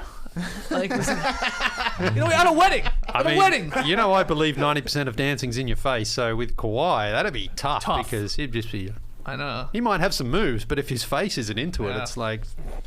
It's not worth it. Yeah, I don't know. I've never seen footage of him getting his face. You can see someone. Would you ask him to leave the dance floor? You're saying your face was not dancing. I wouldn't enjoy it because you see people dancing that you can tell by looking at them if they're having fun. It's not maybe he's having the time of his life. Yeah, but just because he's not representing it to you the way you want. Nah. It's you projecting on him. Yeah, but I just think that's. No, I'm your therapist. You want to be on the dance floor with people having a good time. If a guy looks like he's miserable out there, even if he's got great moves, you're like, just go and stay out, man. This is the dance floor. So you're saying if Kawhi Leonard was at your wedding and he's on the dance floor and he's killing it in terms of the moves with a great song, what's one of your favorite songs to dance to? At a wedding, let's say. At a wedding. Yeah. I mean, you can just get a good DJ, man. You can be dancing to anything. Good answer. A little bit softer now. See, like my friend Davo, right? Yeah. Terrible dancer, absolutely disgustingly bad dancer, but looks like he's having the time of his life on his face. At my wedding, the girls absolutely loved it. Yeah. Davo. Yeah. Davo does the sprinkler like Millhouse. Is that your favorite song in a wedding? I didn't know that. I don't know the sprinkler like this sprinkler. Well, that's the thing. This sprinkler. No. Davo's got his own sprinkler. He's got his own sprinkler going. This is got not his own the sprinkler system. This is typewriter. Yeah, like that. Face going crazy. All right, so you would kick Kawhi off the dance floor is what you're saying. Yeah. If he was not expressing himself. Exactly. Wow. Exactly. He could have the sickest moves in the crazy to game. me. Like he's just like he's leading the whole dance in Thriller. Right. But if you're stone faced, you're like, get the hell out of here. Thriller, though. I mean, what face do you need for Thriller? Because that's you should have a stone face for Thriller. So that would work for Thriller. Yeah. Yeah. That's the only song where it's allowed to have a plain face. Yeah. All right. Now we settled that. Okay, thanks to everybody that sent in your emails. Keep them coming. NoDunks@theathletic.com. Tweet them in @NoDunksInc. Or, of course, leave them in the YouTube comments. You got a funny comment there? No. I'm just thinking. I did actually have video of Davo somewhere, but I don't know where it is. I'll see if I can shocked find if it. you didn't. Video of Davo dancing. Please find that. I want to see that. I never want to see any of the photos that you share. Your muscles in Brussels, you standing outside of a arena. I don't really care. Davo dancing, I would like to see doing this weird sprinkler thing. So please find it. Okay. When we come back, we'll get to Tweet of the Night, pick 'em results, and some rapid fire fun. Don't go anywhere. You know, I'm a struggling vegetarian. I'm doing pretty well avoiding meat and meat products for the most part. But when it comes to eggs, it's a bit of a blurry line, because I like them, but I just don't like the cholesterol in them. So I've been doing a good job of also just not eating them lately. And now I may have found a solution, a loophole if you like, because a scrambled egg or omelette without cholesterol, you ask? Mm-hmm. Yes, please. Not only that, but one that doesn't contribute to the industrial egg industry's mega polluting impact on the world? Yes, please. And it actually tastes good. All this is possible because that's where our next sponsor, Just Egg, comes in. Just Egg is a cholesterol-free, plant-based egg that will give you the most decadent quiches of your life, the fluffiest scrambles and easiest egg sandwiches of all time. Egg muffins too. Made one this morning. Some egg on there, some cheese. So that's where I'm struggling. But I put the egg, I put the cheese, a little bit of barbecue sauce on top. Fantastic little morning snack. Yeah. Don't like the ketchup on there. Like the barbecue, a bit more spicy. Oh yeah. So I love that, and it has the thing about Just Egg. It has about the same protein as a chicken egg and less saturated fat. Plus, Just Egg is packed with cholesterol-lowering polyunsaturated fat. Chicken eggs have FOMO when it comes to Just Egg. FOMO. They want to be Just Egg. They were. Hey, we've been producing eggs forever. We want to be able to, keep up with the young Just Egg types out there. Whatever. I don't know. Show off the new cholesterol-free you by buying a bottle of Just Egg today and doing the planet a solid all at the same time. Just Egg, really good eggs. I am a cereal man. I hope to never, ever give it up. Like feta cheese and olives, it's in my blood. I hope it never goes away. When I have a morning workout, I generally like me some carbs, and my cereal helps me mentally. Yeah, I need energy. But on these January days when the workouts and the resolutions go out the window, Magic Spoon is the perfect substitute because the carbs also go out the window. I still get that cold splash of non-dairy milk as I spoon in some delightful morning cereal. A healthy breakfast doesn't have to be boring. Magic Spoon has the amazing flavors you love, but without all the bad stuff. And it's amazing as a midday or midnight snack. Check the Magic Spoon analytics. 0 grams of sugar, 13 to 14 grams of protein, only 4 net grams of carbs, and only 140 calories in each serving. That protein is nice post-workout. It's keto-friendly, gluten-free, grain-free, soy-free, and low-carb. Build your own box. Get creative out there. Build this box with available flavors.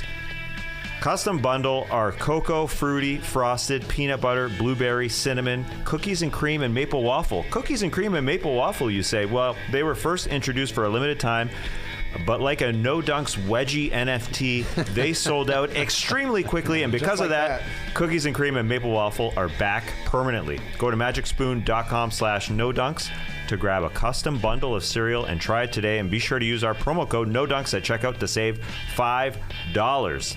And Magic Spoon is confident in their product. 100% happiness guarantee. You don't like it, you get your money back. Remember, get your next delicious bowl of guilt-free cereal at magicspoon.com/NoDunks and use the code NoDunks to save $5. Thank you, Magic Spoon, for sponsoring this episode. All right, let's get to Tweet of the Night. Tweet of the Night. Wow. Twitter. All right, I cheated a little bit with Tweet of the Night. I went back a few days because there's a reason behind it. it's all about the fans. This show is all about the fans. It's nothing without the fans. And so I went back. It's all about Trey Kirby. Yes, camera shot of Trey I started as a fan, and look at me now. Just like this man, J.D. Deshinsky at Disney World with a couple of his friends wearing No Dunks gear, all three of them, hanging out at Disney World. He tweeted, repping our favorite podcast, No Dunks Inc., at the happiest on earth. And of course, those are the Disney themed No Dunk shirts. Also, practice your free throws, kids. Because I don't know if it's JD or one of his friends has got a ball on a ride with the photo. Wow. Why does he have a ball? I mean, that's awesome. Just cuz. Yeah, to take the photo. Where'd you find that? Very nice. Gotta like the elbow tuck there, Lee. Yeah. Right underneath the ball. Beef. Also, a photo, great grab of Bogan Bryce's photos in Memphis. We went there on Monday, sitting in our seats. Yeah, I don't have the photo. Oh, okay. Keep describing it. Let me see if I can grab it. Well, Trey took a photo of us, and so our vantage point, and so somebody in a No Dunks shirt spotted it on Twitter. Ooh. Right. That made sense to him. So he got up. Somebody took a photo of him in his No Dunk shirt with us in the distance behind him. Did you see that pic? Yes, I did. The No Dunks peoples behind the No Dunk shirts. It was like, I don't know, a very far distance from where he was sitting, but did a nice little smart move, and so we're in the background of Bogan Bryce's photos. You don't have to go to JD and anyways, also a happy 24th birthday to Chad, one of our listeners. We're doing birthday shout outs now because his wife Lexi sent me a message and said Chad listens every day. Can you give him a shout out? Now I think this is dangerous. Yeah, it is. Start doing this. Hey, we can pick and choose. I mean, I wanted to fill out this with a third fan, and so this works out. Although Lexi sent this message, I think at like 5 or 6, and said, "Hey, do this the next day." His birthday's the next day, so last minute. Lexi, let's think about it a little bit more in advance. And so I think his birthday was actually yesterday because we couldn't squeeze it in, but it works perfectly right here to go along with J.D. Deshinsky, Bogan Bryce. What a name! I had to look that up. Hey, there's Bogan Bryce, and where the heck is No Dunks? Where are there? they? You can actually see us. We're right at the back of the lower bowl there. Yes, there we are. There we are. Beautiful. Yeah, we're right up against that wall. Those 4 men's right there behind Bogan Bryce with this. I didn't realize at first the undershirt, No Dunks. That's nice. Under his Grizz gear, I'm sure. So respect, Bogan. Thank you so much. And thank you to JD. Thank you to Bogan. And thank you to Chad and Lexi as well. But hold on. He's wearing either a T-shirt or like a long sleeve shirt over a sweatshirt. Oh, wow. You don't So do that? you're saying that is a sweatshirt. Yeah. That's a sweatshirt, right? T-shirt over a sweatshirt, Because he's got the purple drawstrings there. Oh, yeah. He's pulling that move. Wow.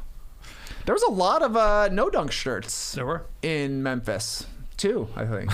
They knew the boys were coming. Yeah, it's nice. That's a lot. We love it. 2? If you take a photo of yourself or one of your loved ones wearing a No Dunks T-shirt, tag us on Instagram, tag us on Twitter, and you might get on the show here. All right, and I'll do this here because there's an all-star leak. I don't want to believe that these are the all-star jerseys, but I guess we're a basketball show. I guess we should show them.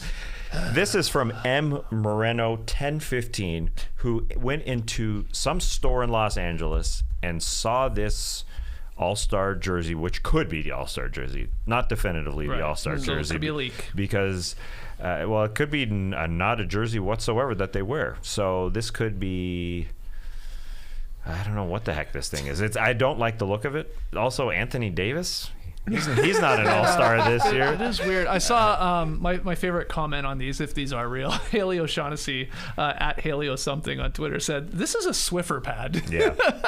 And she's right. It looks very similar to that. The texture of a Swiffer pad, no doubt. Here's the real concern. If these are truly the all-star jerseys, this is going to look horrible on TV. Right? Yeah. Because you can't see the name on the back? Well, yeah, that. Number, and it's just Grays are so never washed out. Yeah. Grays are never home runs. Grays never plays. So maybe they're not real. Lee? I hope not. I hope not, yeah. Those look real to me. These leaks are usually right. Yeah. I got to be honest. Those look pretty real. 99% of the time they are. Yeah, I hope not.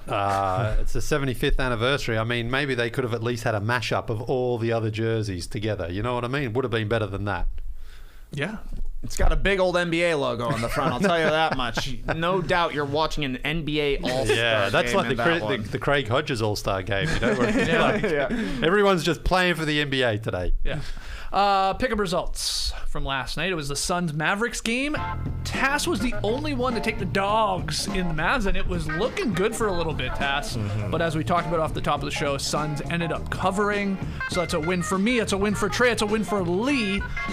Tass and Lee are tied in last place. 5-8 is your record. You don't want to be last overall because you'll have to pay it off here on the show. I still owe a couple. Tass actually owes one as well, but we'll get to those in due time. But what's tonight's game? Well, it's the Miami Heat, who are hot going into Atlanta. Who are hot for them at home. They had lost 10 straight at home. Now they won 2 straight at home. And let's do the same thing as we did yesterday. I'll take the one team and you guys take the other because I love doing the same thing over and over and over again. I'll take the Hawks. You guys have the Heat. I just want good seats down for Hawks game, so that's why I'm taking the Hawks. No, I believe this is a turnaround somewhat like last year. They're starting to turn this thing around, but it's going to be tough to beat the Miami Heat, although who knows who's playing for that team. I'm not sure. I mean, Jimmy should be playing after getting ejected the other night, so he should be fresh. Kyle's out and Hero is out as well, but I think everyone else is good. Doesn't matter, as we talked about, too, with the way they're playing. So it's a tight line. Yeah. Hawks got to win by 2 for Tass to get that dub. All right. Well, let's wrap up this classic Drop podcast with a little rapid fire fun. TK, you got the questions today. No Dunks took a road trip to Memphis this week. 7 hours there, 5 hours back. We watched the Grizzlies beat the Bulls on Martin Luther King Day. Fun times were had, but my question for y'all, what's the best road trip that you've ever taken? Skeets. Well, a quick question to your question. Does it count as a road trip if I was doing it for a month and I was living in the automobile? Because that's what I did in New Zealand. Sure, it's not really a road trip though. It's like I'm glad you asked that question. Driving. I'm not. To me, a road trip is like I'm starting here and my destination is here. I guess, I was in the southern island of New Zealand and we eventually got our way to the northern island, but it doesn't feel like a road trip. So my real answer is 2018, and I've talked about it before, in British Columbia. We started in Vernon, we went to Jasper, we went to Banff. You were just in the area, Lily, during the winter. I was doing this during the summer, and then back to Vernon. Just an unbelievable road trip because you don't even need to stop anywhere. You obviously do, but you don't need to because the drive is like one of the most beautiful drives in the world. So that's my answer. Go west, young man. You got to drive out west. Some of the greatest sights to be seen. JD, what's your best road trip? Yeah, right before we moved to Atlanta, we did a sort of a final trip across basically Eastern Canada, but into the United States. And we mapped our route based on restaurants. And so we went into Rockport to Primo, which was featured on one of Anthony Bourdain's shows. It's like a literally farm to table, and then we stopped at the Chateau Frontenac in Quebec City there, and then we also went to Joe Beef in Montreal. So. Yeah, great times. That was like also a month-long thing where we were in Nova Scotia for 2 weeks, and then we'd hit the cottage in Northern Ontario. We were just on the road for like basically a month, so it was awesome. So, yeah. Incredible. Cool story, bro. It was a cool story, bro. Yeah. Cool story. I mean, my best was a 6-week trip on a bus, but it was with strangers. And I always think of a road trip as like something you do with your buds. And so for one of our friends' 21st birthdays, there was like 4 carloads. We drove like 4 hours out to this river, and then we got on a houseboat for like a week, and then all drove back together like in the same thing. So it was like a whole week-long sort of celebration of like 16 to 20 people or something like that. So it was a road trip, a boat trip, and then another road trip home. It was awesome. Lee, what was your favorite road trip? The time I was on a boat. Well, it was a road trip to the boat, then it was a boat road trip, and then it was a road trip back. So gotta have my boats and bros. On our road trip, we saw a bunch of lawyer billboards from the likes of Morris Bart, Mama Justice, and Alexander Shunnarah. Then on the show, we brainstormed some NBA ideas for lawyer billboards. But my question, if you were a lawyer and you had a billboard, what would you have for a tagline, Skeets? No need to overthink this one. Car crash on the streets, call J.E. Skeets. Nice. Perfect. Done. I'm dialing. Yep. Lee. I mean, JD. Yeah, sex sells, as you know. So I'm going sexy with it. And I'm going to change my name, just like Saul Goodman, Yep. you know. So my name's going to be Abe Sexman. Okay.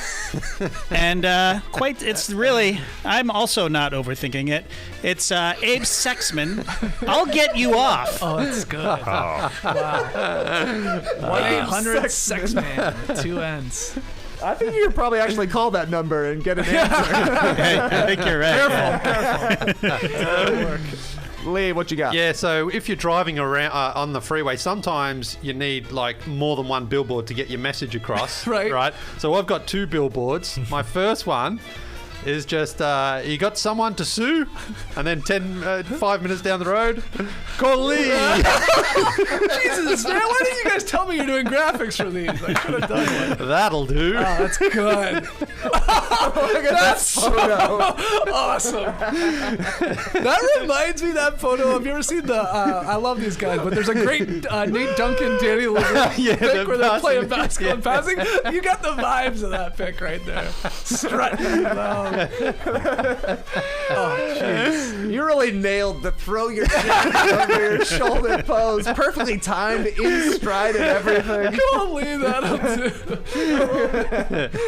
Awesome. Oh, what a great moment that was. Just like many in the history of the No Dunks podcast, which turned 16 years old this week. Very fitting that we're in a garage. Fellas, what were you like as a 16-year-old? Skeets? Well, you could actually throw this on a billboard. It's a tagline. I was small in size, large in clothes. I was not very big when I was 16 still. I guess I was just hitting my very tiny growth spurt, but man, I was wearing some baggy clothes. Some big Just clothes. big old jeans, big old shirts. Big old bucket hats. I think I went through a weird goggles phase at one point. Wow. Probably had to do with the Backstreet Boys or some shit like that. Yeah. Goggles. So, yeah. Okay. But yeah, that's mine. Jeez. Yeah, very hard to answer this question because I kind of don't remember, but insufferable comes to mind, like the word insufferable probably.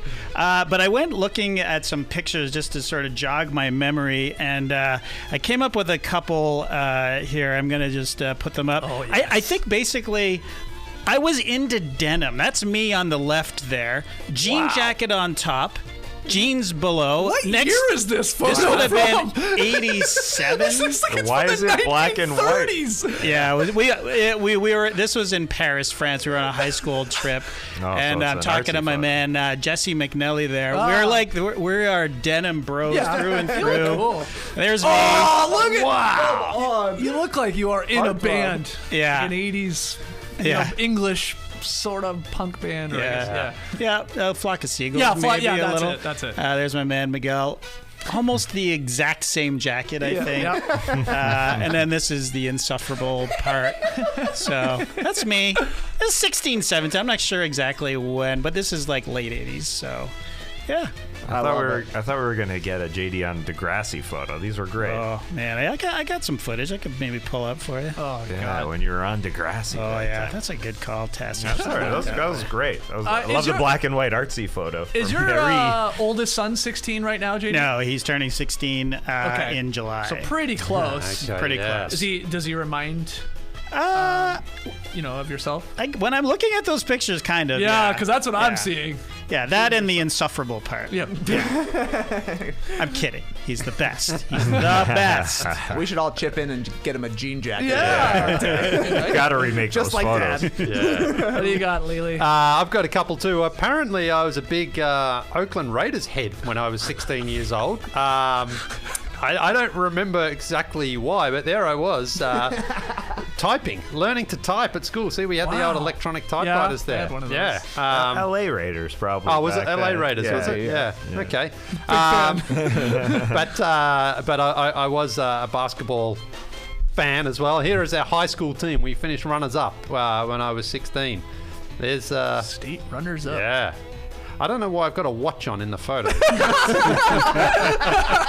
Leather time. Yeah, it looks like you're on a track team. And I'm you're not sure I'm tracking wearing- Yeah, yourself. this does not look like a basketball team to me. Not sure I'm wearing, baggy shorts. Well, it didn't make it to my house anyway. I feel few of my teammates have got the long shorts. Your buddy's got the spandex on. Yeah, next to you there. yeah, that's Macca. Yeah, looking at this picture, I'm surprised you're not a bigger John Stockton fan. Holy crap. Short shorts or no shorts at all. I They're think short barely shorts, yeah. there. What? Hold on. Okay. Like, number 34, you said Macker there in the spandex? That's Macca, yeah. Look at his neck. Yeah. This guy's pulling a truck. Yeah, he's a big boy, He's Macca. got a weightlifting belt under his shirt there. He just came from lifting weights. Holy, look at his lats. Yeah. Yeah, big boy. His dad was a cop. Big fella. Did you call him Macker because he was a Mack truck? No, he was Mackenzie. Oh, Matt. okay. Yeah. Okay. Yeah. Runners up for Great. the state. That's good. Cool. Nice. Congratulations. Good picks. Nice. I really dropped the ball on rapid fire there. I mean, with the graphics and the picks. Sorry. I'll do better next time, I promise. Okay, let's call it there. Hopefully that was a classic way to end a classic drop podcast, but you tell us. Keep sending in your questions. nodunks@theathletic.com. Follow us on Twitter, Instagram, Facebook, TikTok. We got tips on TikTok on how to use your phone a little bit better. Only one so far. We need a second tip. Yeah, we have a tip. You guys got anything? You learn anything new? No, I'm horrible. I don't even know how to turn mine on. I've been texting you, man. No wonder I haven't heard back. I just got a new SIM card. Oh, you were having some struggles on our Memphis road trip. SIM yeah? card just fell out. Just didn't work anymore. Yeah. It was a faulty SIM card, and I thought, I'm gonna have to pay $30 for a SIM card or whatever. No big deal. Went to the store, it just gave me one. Because if it's a faulty SIM card, no big deal. It's on us. It's on us. So if your SIM card's failing you, it's gonna be free. Okay. That's a tip. Not really. That's all I got. Your SIM Sounds card good. Hey, fell wait. asleep on a bench in Las Vegas. Yeah. Yeah, a little spurry, blurry moment. That was just for Maddie. Yes, got it. Go ahead. Is he sleeping? Well, no, I don't think so. I just Put a had parrot on your flashback. shoulder, you never sleep. Well, that was a weird thing when inside jokes for inside folks. You turned your light on your phone by saying something to your light, and then I tried to do it and it didn't work. All right, there we go. Okay. Here's a new tip. Put this on TikTok. Lumos. Oh, right. Oh, Oh, wow. Harry Potter skills. Lumos. Doesn't work on my phone. man. Gotta change the option. He's a muggle. At No Dunk Sync for stuff like that, everybody. And grab yourself an athletic subscription. Go to theathletic.com/nodunks. And I will say, keep your eye on our YouTube feed over the next couple days. We got to get to popping some more packs. Top Shot Hot Boy over there. Oh, so yeah, we can maybe do that. I don't know. Later today, maybe we'll figure that out. And we got a certified classic coming probably on the weekend. So make sure you subscribe to No Dunks on YouTube. All right. Until Monday here in the podcast world, Clipper Bros. You heard it here first. Have a great time. Turn up. Love you guys. Awesome. Thanks for joining us, and remember, Lumos, I guess. It's not working. Trying to get- Lumos. Get angry. Lules. Try Lumos. gymless. Try gymless. Jimmels. Jimmels. Lumos. Are you activating your Siri? Oh, yeah. Nah. Embrace the weekend, people. Might be a tip there for you.